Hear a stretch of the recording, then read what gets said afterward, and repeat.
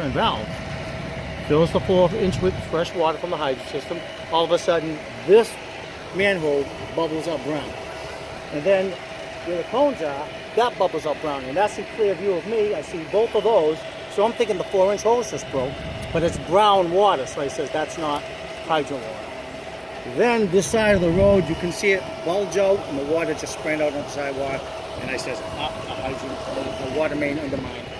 So, and at that point, we can't shut it down. We've got to keep going. So once his tank was full of water, then we went to the low pressure hydrant system on the bridge. Okay, so you had to move hydrants. Oh yeah, we had to shut that down and then drag that line up there.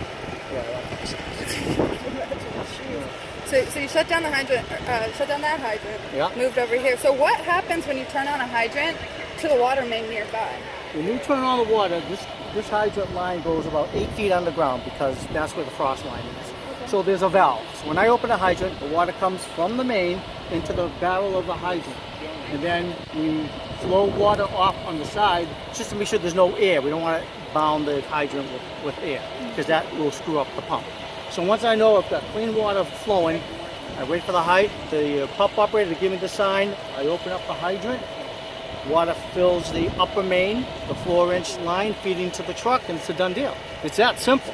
When you undermine, what happens is the line main in the ground breaks open. So now I'm losing water volume.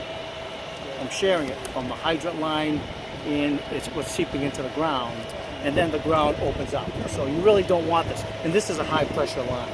So, of course, it does more damage. If it was a low-pressure line, you probably wouldn't even seen this damage. You know, you would have seen wet coming from the barrel of a hydrant. But because this is such a high-pressure line, it just exploded the street.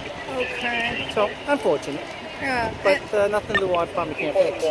But I've never seen this kind of damage. No, this is extreme. Okay. Unfortunate. Can you tell us a little about the fire that happened up in the house too? While we're as far as I know, only what I observed was in the attic. There was cellulose burning, and it created a smoke condition, and it was free burning very shortly in that attic area. The crews opened up the ceiling in the kitchen area on the top floor, and they opened up the roof simultaneously, and they went in, pulled that cellulose that was burning down, wet it, done deal. So was it wallpaper? No, cellulose is insulation. It's that paper insulation. Gotcha. Yeah, and that was burning. But the deputy could give you a lot more information on that. Okay. So, All right, and.